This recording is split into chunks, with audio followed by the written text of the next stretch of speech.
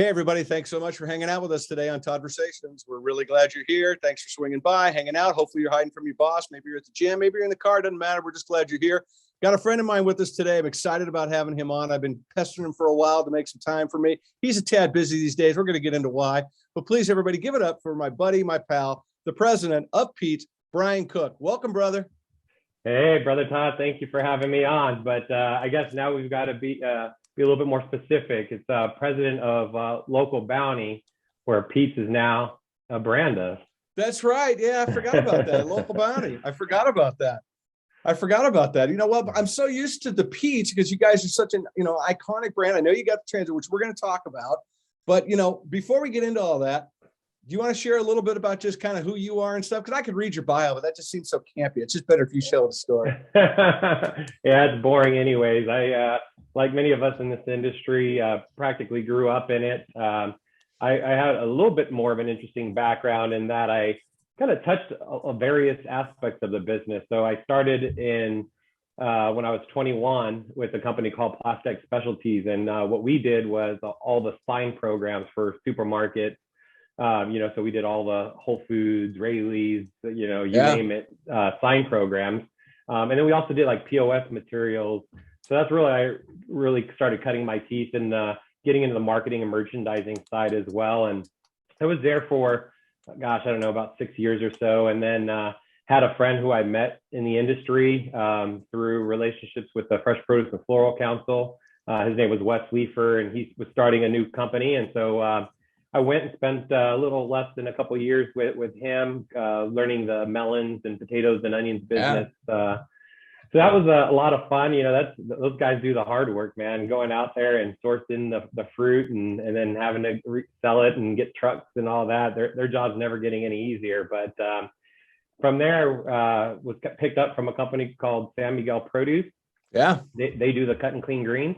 Yeah. So I was there for 7-8 years and had this opportunity. I've always been big into trying to follow trends, and I just saw the beauty of what was happening in the CEA space. And I was blessed enough to get a call one day from actually a headhunter who said, "Hey, we've got a company who's interested in a vice president of sales and marketing. Is that something you'd be interested in?" And just the overall timing was right. And so I came over to what was called Hollandia Produce, which we rebranded into the Pete, and really kind of took that to the forefront from a brand perspective. And, was there, when I first started there, we became an ESOP. And so that was kind of an interesting piece of the puzzle. Yeah. And then, how confusing are those? Truthfully, how confusing are ESOPs? Yeah, it's kind of funny because there's this whole you have you have everything from upper management, right? Yeah. To production and everything like that, and everyone sees it just a little bit differently. Yeah. It's so as much as it is that this is good for your future and all of that conversation, because there's nothing that you're touching. People don't really get behind it a lot. So it was an interesting 5 years of trying to promote the value of what could be, through that process. But yeah, the ESOP structure is it's really cool. It's really good for the team. But it's very interesting to really try to get people to see the value in it, since it's not, you're not really touching anything. Right. I love it. I love it. So tell me a little bit. Let's talk a little bit about Hollandia. I mean, obviously things have changed. The company's growing. We're going to get into that eventually. But talk a little bit about the family history of Pete's itself, because you guys, this isn't your first week in the gig, right? You guys ran a long time. So who's Pete, and how did it kind of get together where you are? Because it's a great story.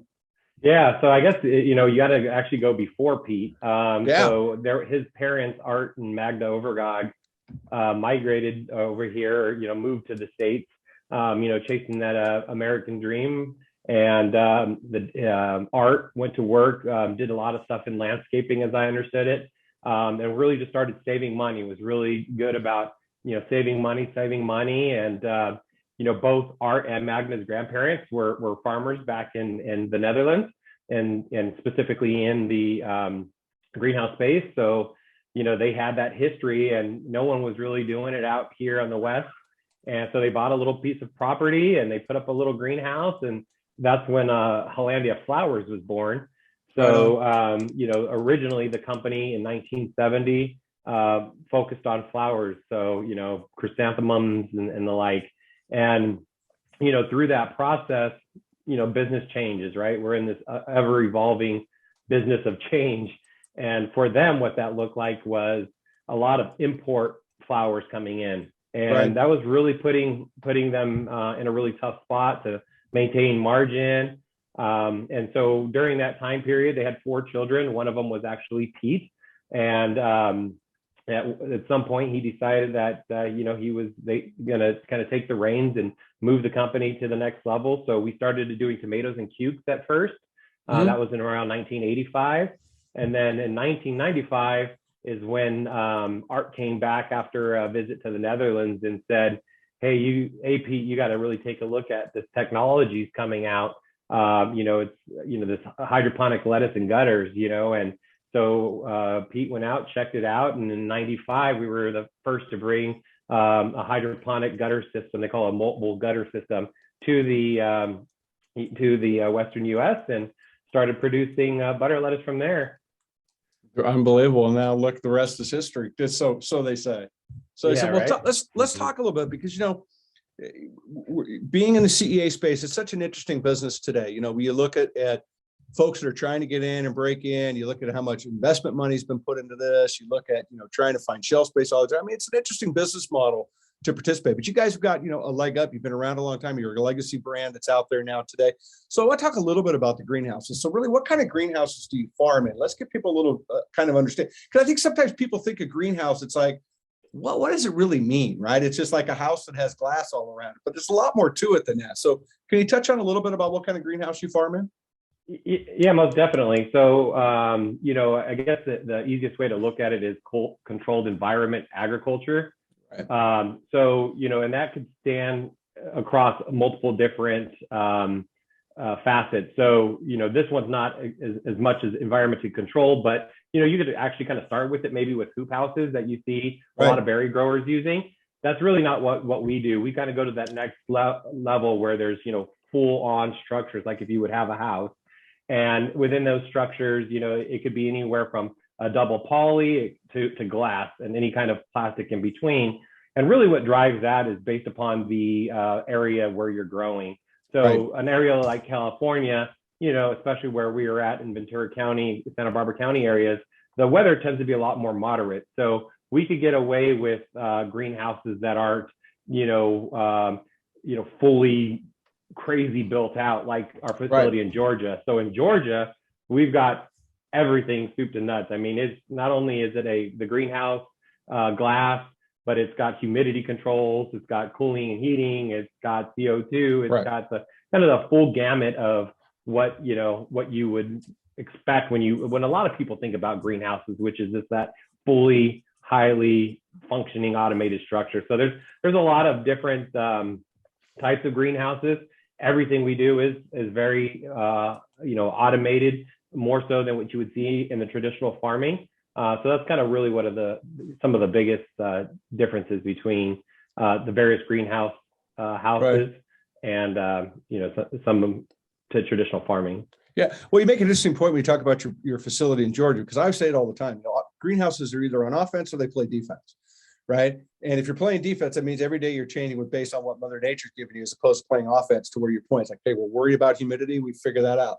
When it gets to be, if it's 100 degrees outside, it's a heck of a lot hotter inside that greenhouse than it is outside when it gets to be that warm. So having the ability to cool, to keep yourself into that proper controlled environment all the time is super important. Now, I know you guys are in the hydroponic space, and if you wouldn't mind, just because I think there's so much conversation around CEA now, and especially when it comes to whether it's organic, non-organic, and this and energy, just all these different things. I think it's important that we keep talking about what these are, because I look at, what you all are doing in the CEA spaces, I'd say it all the time, is a positive cost of food, right? We're investing into the future. So I think it's important. I want to kind of get into that a little bit about why this is important, why we think about this from an investment standpoint as a positive cost of food. So kind of what is hydroponic and what does it actually mean, if you wouldn't mind? Thanks for joining the Todd-versation. And now, a word from our sponsor.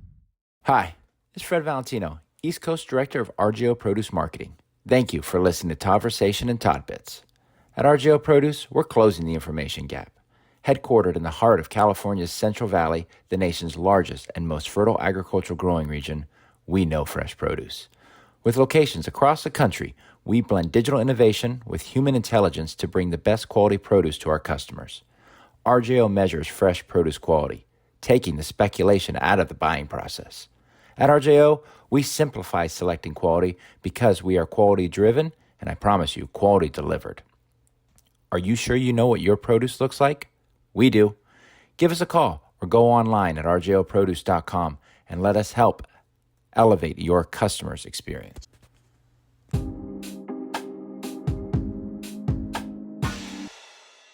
Yeah, so hydroponic in its most simplest form is growing where the plants themselves are getting their nutrients from a water source. So as opposed to traditional farming where plants are going into the ground, they're watered, through various methods. We're actually making sure that the water's just running through either a channel or a gutter system or a pool system, which is exactly what you think of it as. It's kind of a big body of water where the lettuces float up against. So basically it all comes down to the nutrient source of the lettuce is from water as opposed to it being from specifically soil. Right. Talk about a little bit. Let's talk about the positive attributes, right? Because one of the big things too is, and I think people need to recognize, is that an acre in the dirt is not an acre under glass. It's far greater, from a yield perspective, all that. Sometimes it could be 10 to 1. It can even be higher than that, depending on what you're all doing. And they stack or don't stack, all these other things, right? So talk to me a little bit, if you could, just about some of the positive attributes that you're seeing as far as your greenhouse and this growing methodology that you guys are using. Yeah, thanks for the question. So I at the kind of the basic foundation of it, that some of the reports that you see out there is the greenhouses use 90% less water, 90% less land. So those are really kind of easy bits to chew from. But I think some of the other items that really kind of start taking it to the next level is the needs of input. So the good part about growing in a controlled environment is that it's just that, it's controlled. So the needs to use, herbicide, fungicide, pesticides reduced drastically, if not eliminated through that process. And so when you think about, what's generally needed to grow a head of lettuce, let's just say, since that's the business that we're in, traditional farming, they're not out there, and their goal is not to go out there and soak the lettuce with, herbicides or pesticides or something like that. I know they, sometimes people get this crazy notion that's what they're doing. They're not trying to do that, but there is a requirement of that product because of them being outside, and there's going to be pests that come around. So being in a more controlled environment lessens that risk totally. And I think beyond that, you start thinking about, while this business is very capital intensive, it allows you to bring the food closer to the source of consumption. And so as we think about this environmentally and all the way through, that was one of the reasons why we chose Georgia, is because that's the farthest we are. So when we were, someone who's focused on sustainability and trying to do better and better each day, sending products from California to, our customers in Georgia, it's a bit of a road trip. Yeah. And it wasn't really what we stood for. So we had to keep thinking of stuff like, how are we going to fix that? And so what we did was, build a facility in Georgia. And so that way we could bring the product closer to home. Absolutely. But from Georgia, 24 hours, you can be in Miami, you can be in probably DC, you probably can be in Cincinnati. I mean, it's all relatively pretty close to be able to move product, to your point, more efficiently, less, makes a little more carbon neutral, less of a carbon footprint, and it's fresher product to the consumer, which at the end of the day, that's really the win in all this, is giving consumers good product.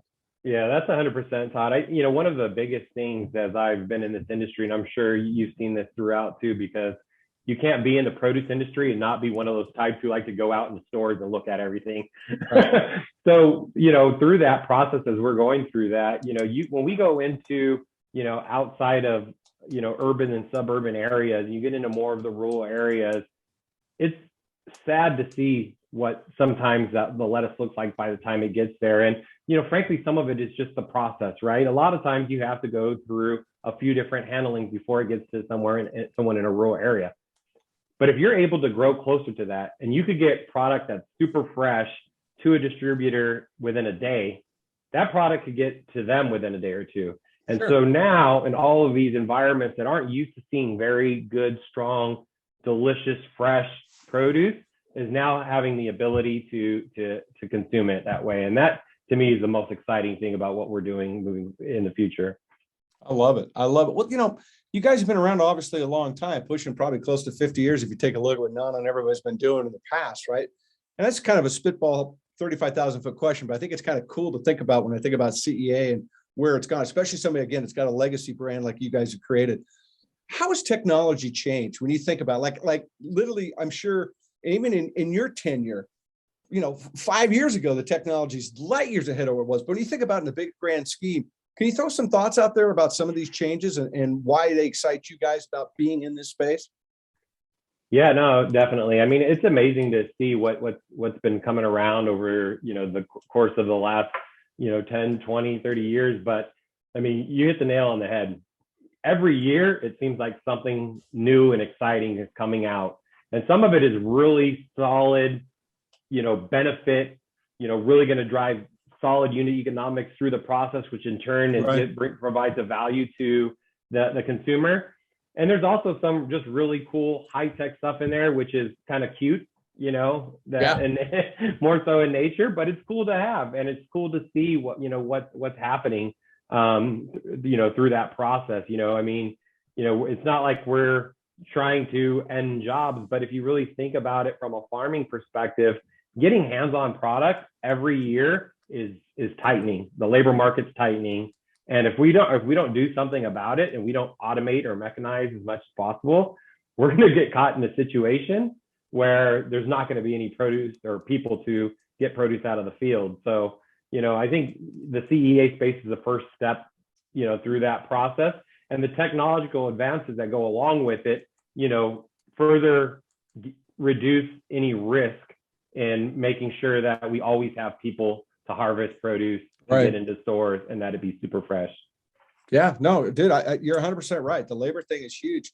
It's fascinating to me when I think about the technology advancements just in the course of the last 5 years. I mean, you're talking about companies that are gathering 1 million points of data on a leaf of basil, right? To learn every single nuance. I mean, in some ways, I always say it's like we can't play Mother Nature, but boy, we could sure learn from her and help it along, right? We could sure learn from this tech. What does it mean? How much light do you need? How much less water do you need? What are we doing? The varieties are going to come out of CEA space. I'm really fascinated by as the seed companies invest in CEA, which they're doing now, to recognize that, hey, it's really hard to grow spinach in a greenhouse. Let's just all say it, that's the golden goose right there. It's a really tough item to do, but they're working on it, right? They're working on these next steps. I think it's just so important that we continue to think about this positive cost of food investment when it comes to our food. I mean, it's just so important. To your point, how are we going to feed people if we don't have people to help feed? Yeah, it's going to be a challenge. Yeah, 100% agree. And it's a good thing. I mean, that whole, transition from the seed companies focusing on traditional farming seed to CEA, I mean, you want to talk about something that's just happened. I mean, there's been companies doing it little bit by little bit, but you're seeing it loud and clear now. They're going all in. Yeah, for sure. Yeah, no, they're stepping up. I think it's great. And I think we have to be looking at what's going to happen. You're going to have 9.8 billion people here by 2050. That is a ton of people that are going to be hungry, right? And we're going to have to figure out how to do it, right? And by reducing food waste is one, by working harder, increasing consumption is another, and by investing in ag technology is another. I mean, it's just all part of the process to kind of make us a better planet. No two ways about it. One of the things you guys do that I think is above and beyond a lot is you guys wear your morals and values on your shirt sleeve as a company. I mean, you guys stand behind a lot of things. And I want to get into a few of these things because, well, when I started, and I've known you for a long time, when I got into the brand, I'm starting to dive deeper and start getting in and understand who you guys are in the marketplace, even years ago, this and that, but really rekindled it as we were getting ready to do this. It's really impressive, the way you look at life as a business, and that it's bigger than just a clamshell of lettuce. It's bigger than just one box. And I think that ESOP mentality, when you're employee owned, where everybody's, there and has a voice and is a part of the process. I mean, that certainly uplifts and elevates your game. So I want to talk about a couple of those things because I think they're worthy. And the first one I want to talk about, is the greater good concept that you guys have. Really, and I think that's very encompassing of a lot. But I'd like for you just to kind of talk about, what does it mean? What is kind of the emphasis of that, and what's it do for you guys, if you wouldn't mind? Yeah, no, definitely. So, I mean, yeah. So for the greater good, when we talked about for the greater good, we've looked at it, holistically, and where does that most important to play? And for us, it was people, planet, and how we do our greens. So that was kind of the focus behind it, and the kind of the high level conversation. But then you really get into like, well, what does that mean? What does it mean to be the greater good? And that means being transparent to your team. It means listening to them.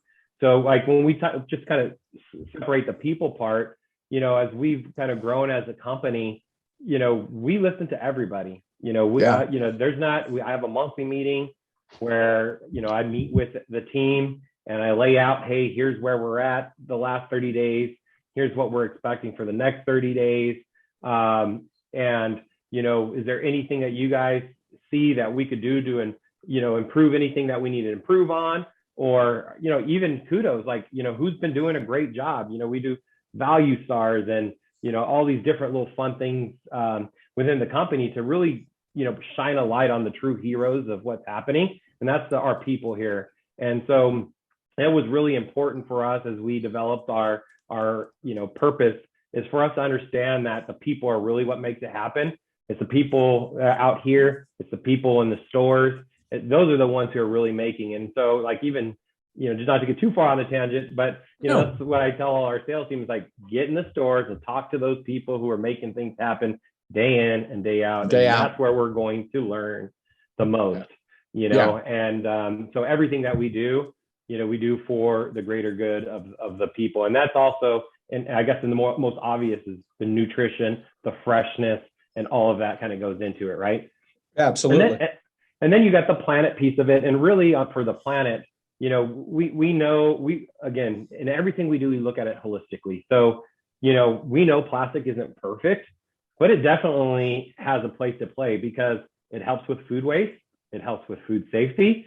If you're getting 21 plus days on our living lettuce, if we didn't put it in there and that becomes 14 days, that's 7 days, left. You're hoping people are picking it up, but at the same time, if for whatever reason, someone buys a little too much, you don't want that produce going bad. And more specifically in people's refrigerators, because that's where a lot of that food waste happens, right? They buy it, they say, oh, wait, I got this lettuce. Hey, it's still good. How amazing is that, right? Correct. So, we really look at, the greater good of the environment in such a way that we're not just saying plastic sucks, because plastic does have, a place in some, and we need to continue to improve on what that looks like day in and day out.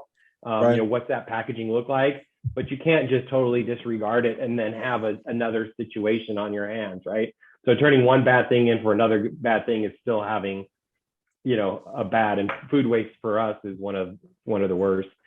And then, the last piece of that is kind of the greater good for our greens, and that's, goes into just kind of the overall environment, how we're growing, what we're putting into it, what we're not putting on it, all of that kind of goes into that greater good. And frankly, it really helps with our overall decision making.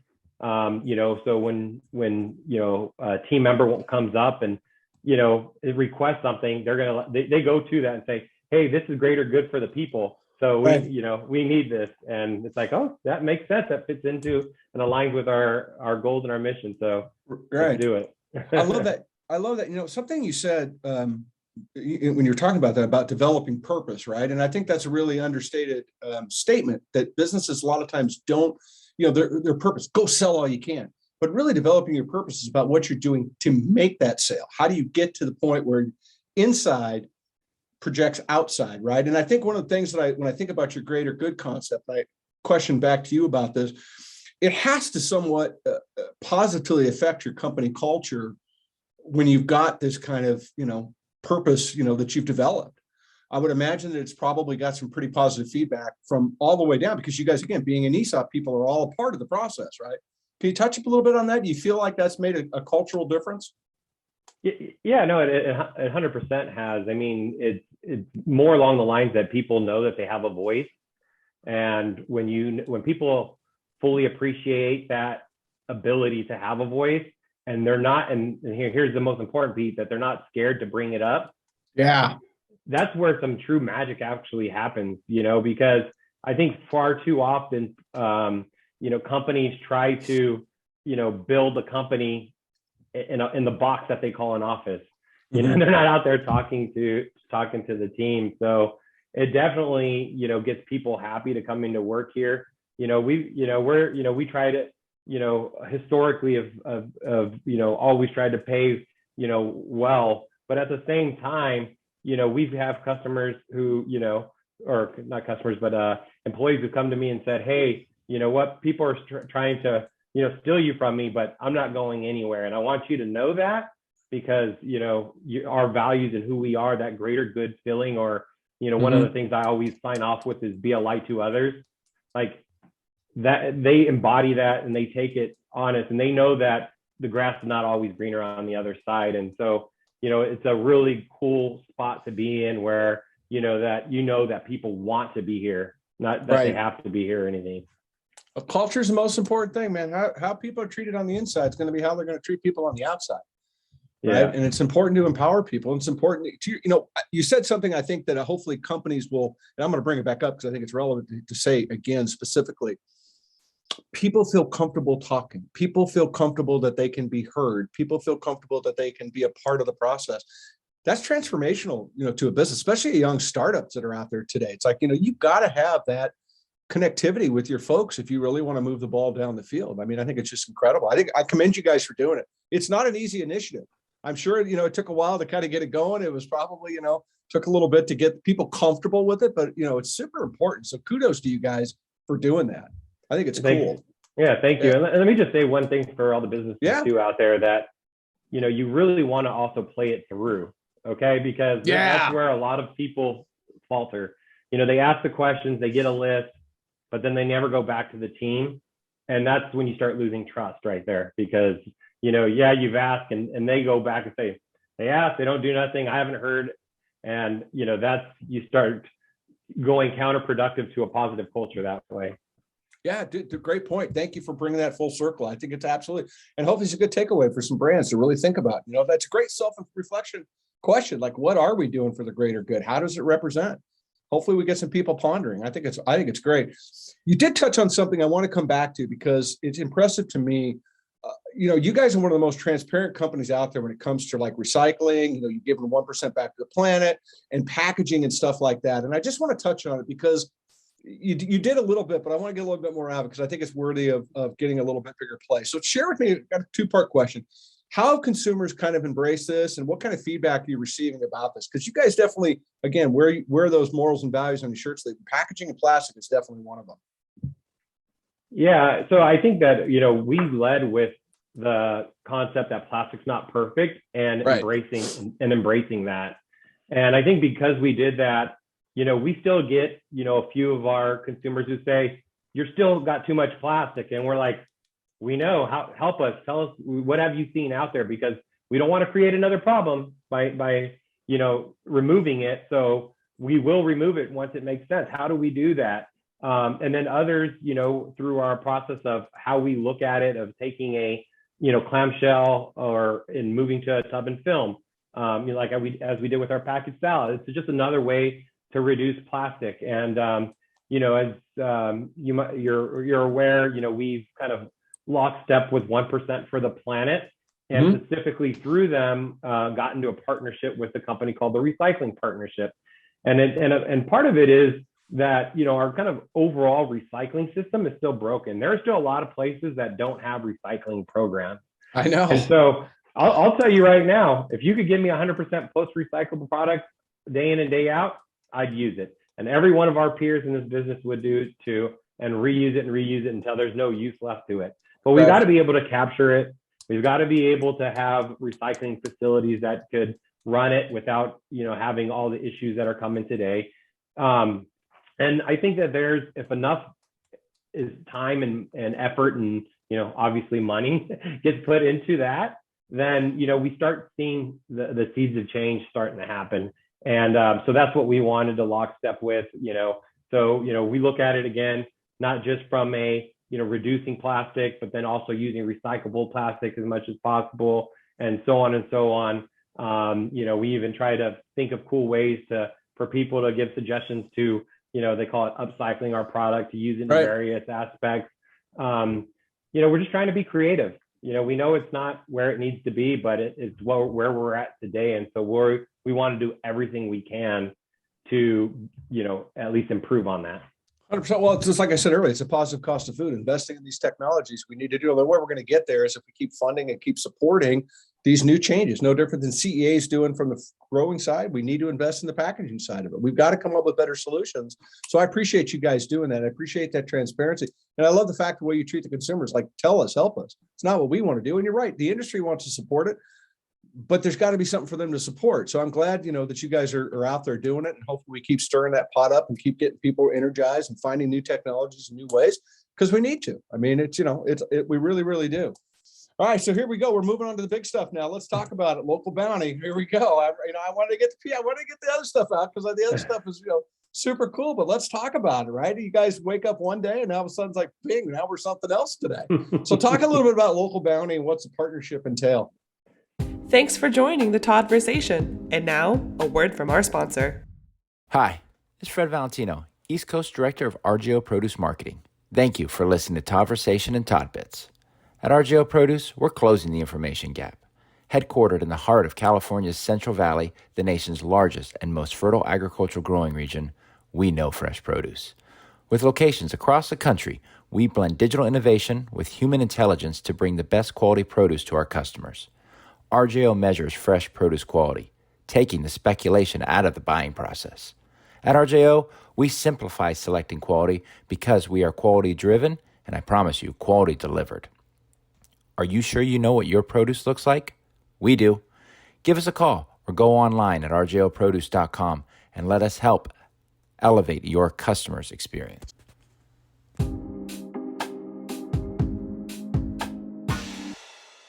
Yeah, it's I guess the best way of putting it is it's where old meets new, legacy meets, startup per se, or that kind of new technology, let's call it. But I think one of our teams said it best in that the two companies came together like a zipper. And how zippers kind of have one piece that matches the other. Right. Our two companies actually were very much like that. It's you don't see that very often where, our strongest areas were complements to where they could use a little more help, and vice versa. Where they were extremely strong were areas where we needed a little bit of help. And so together, the two companies, they're just this perfect marriage. The ethos and cultures of the company are very much aligned, which was extremely important to our team here as we were looking for a partner. Our original goal was just to go out and say, hey, well, let's, we have Georgia, now what's next for us? It wasn't, in the light of a possible acquisition. That just kind of came about when you see something and you just know that it's super right. Yeah, that's what this was all about. And so we're really excited about, the two teams combining. We're excited about the technology that Local Bounti has developed to date and are now blending with, the experience of our team and of our company and what we've done over the past 25, 35, 50 years, depending on how you want to look at the company. So we're super excited. Well, they definitely bring in infrastructure. I mean, to your point, I mean, the technological infrastructure, I mean, these guys are hot and heavy in the game, and, they've got their stack and flow stuff, which is kind of interesting.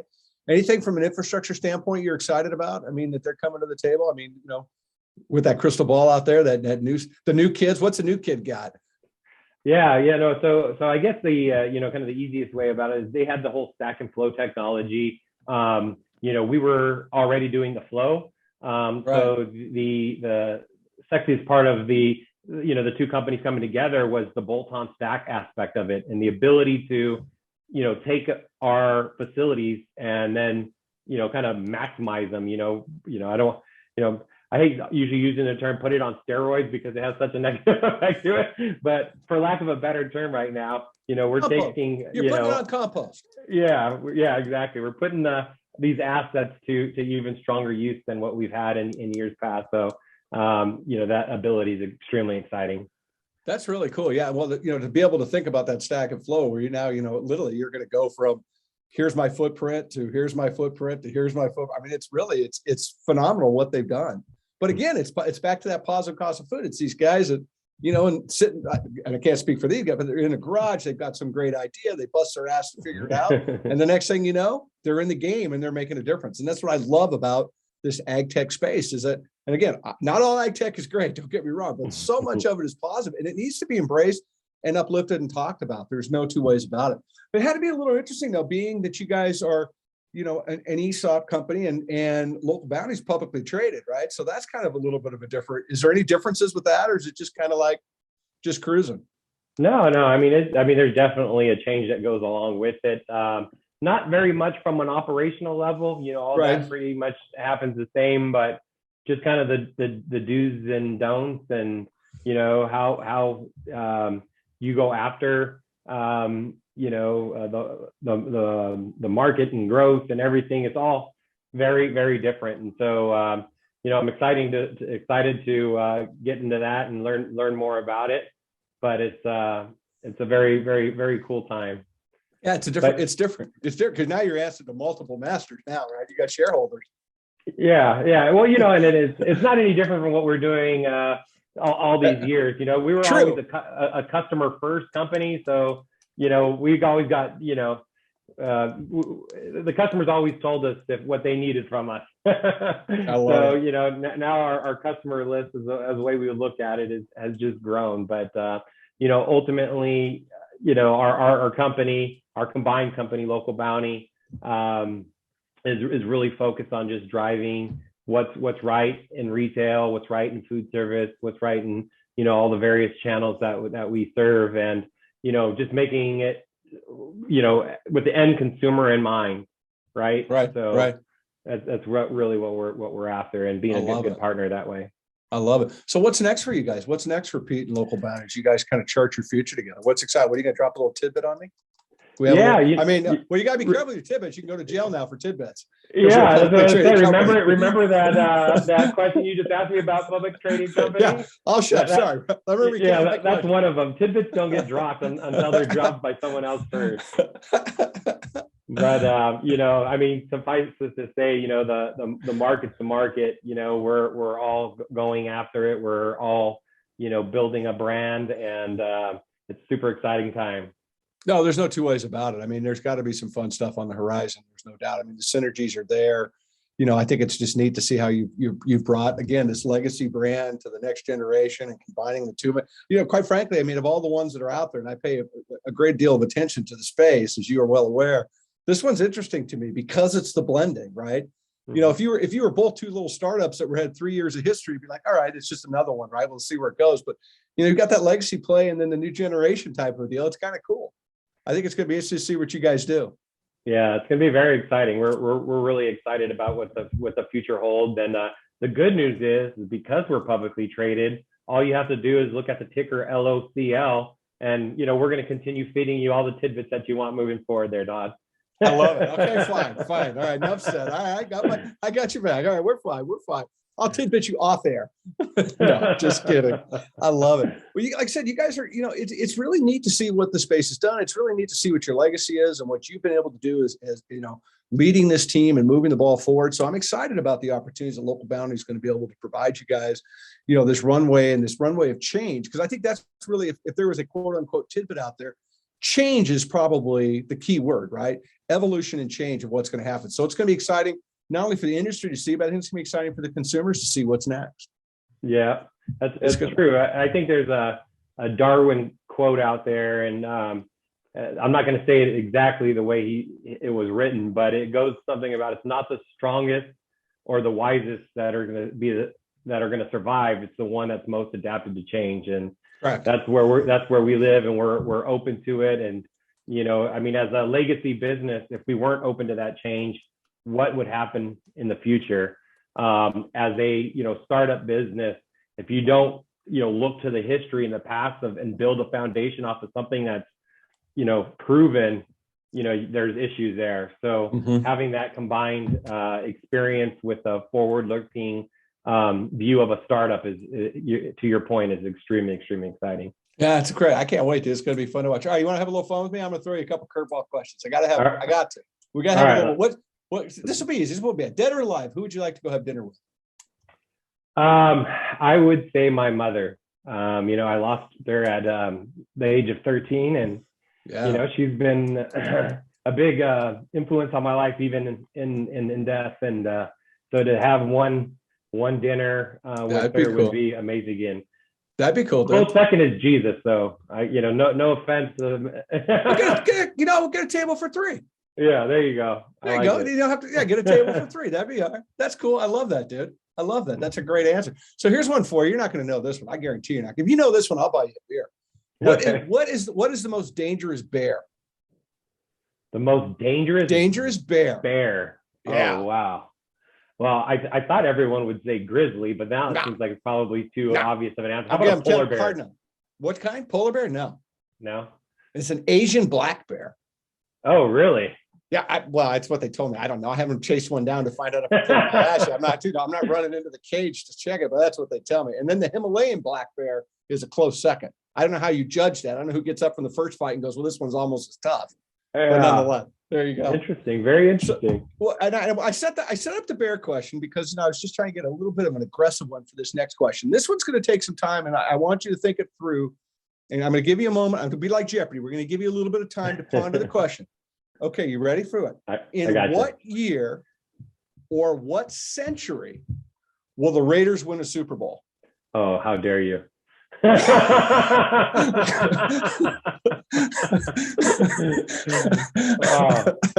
not going to answer that one? In this decade, I'm going to give myself a little wiggle room, but I'm going to say before 2030, we'll have a Super Bowl. Okay, you heard it here first. Before 2030. That's a very long window, but I'm going to give you the grace of saying, okay, you've got a little. I'm going to give you the 8. You're going to give you seven seasons to get a Super Bowl. 7 seasons. I'll throw something a little bit more exact on you. I'm going to say 20. Let's say so. So we're going to think of Super Bowls now, right? So that's going to be 23s next year. So let's say 24. 2024 after you've gone from Devontae Adams. From 2030 to 2024 that quick? Listen, I wanted to give myself a little, wiggle room. I can't, you know what? I don't want to be thirsty for 9 years either. So I'm okay with it. So that's okay. So 2024, you heard it here. It's on tape. Yeah, that's it. Beers on it. Yeah. I guarantee you that you are going to be buying me a beer. I have no doubt about it. I'll get you 2 beers. This is awesome, dude. You're so much fun to hang with. I love hanging out with you, and I love the fact what you guys are doing and what you're about. And I'm going to throw one final question in, if you don't mind, just because you have an interesting trajectory as a person, right? And knowing you a little bit like I do, and where your background, and how important your family is to you, and how important your faith is to you, and the different things that are important into your life, and building a business for the right reason. Again, developing that purpose. And having purpose, anybody that uses the word purpose, I think it's such a powerful word. And I think that we need to use more of it, because I think it just dictates so much about what choices we make and how we should make choices in a lot of ways. So my final question to you with our time is, when you look back at Brian early on in his career and starting and kind of like where you've come to today, kind of comparing the two, what piece of advice do you think you'd give your younger self today? If you were going to listen to yourself. Yeah, depending on what year it was, that is a questionable comment, but I would say embrace the mistakes. Throughout this whole time, we work hard, We try to figure things out, but inevitably something's going to happen that is not going to go according to plan. And when you do that, it's really easy for us as people to beat ourselves up. Yeah. It's really easy for us to get down on ourselves. But I encourage my 20-year-old self and anybody out there who's listening to embrace the mistake, learn from it, rise above it, and just continue to rock, because ultimately it just makes you stronger. 100%, dude. That's awesome. What a great place to wrap up our time hanging out together. That's awesome, dude. Local Bounty, Pete's, Brian Cook, man of the hour, man, myth, legend. He's here. I'm proud of you, brother. I'm proud of the way you run your company. I'm proud of the way you think about it. It's refreshing. It's encouraging. I hope people take some time and ponder what you've said and the things you've thrown out there, because quite frankly, in a lot of ways, it's a challenge, right? I mean, you're challenging other businesses to think differently and find that it works. And it's so important that we do that, because without our people, businesses are nothing. And you can grow the greatest product you want, but if you can't get it to the consumer and it doesn't resonate and your people aren't encouraged by it, it just doesn't work, man. And I see what you guys are doing is just, absolutely lifting up the positivity that businesses need to have every day. And so I appreciate you for that. Yeah. Thank you. Yep. Yeah. True words, man. Absolutely. Well, you're going to come back when you have tidbits. You got to come back. You got to drop some tidbits on. Yeah. Well, here, I'll bring up a tidbit that I brought up a little earlier. After you leave this, everyone go out and search for a way you could be a light to others. Be a light to others. Great place to wrap it up. I'm going with that. Be a light to others, folks. What a great way. I end all these broadcasts the same way, bro. I always tell people to go inspire somebody, because I think it's really important that we do that. It's just a hello is a source of inspiration, right? It doesn't take a lot, but it means a lot to somebody when you do that. So be a light. That's a source of inspiration, man. It's the exact same thing. I appreciate you for being here, brother. I really do. Yeah, appreciate the time, brother. Absolutely. Thanks, everybody. Thanks, everybody, for hanging out with us, man. We appreciate you hanging out on Todd-versations, and check out Todd Bits. Check us out on social media. That's where the cool kids are. That's where we hang out. So go love us up on social. We'll love you back. Come tell your story with us. Brian, you're the man. Support action like this is what we need to do. We need to lift these companies up, man. They're making a difference. Let's invest in them. Let's make it happen. Appreciate you being here, brother. I'll see you soon. And I'm looking forward to my beer after the Raiders do not win the Super Bowl 2024. Take care of everybody. Go inspire somebody. We'll see you soon. Bye.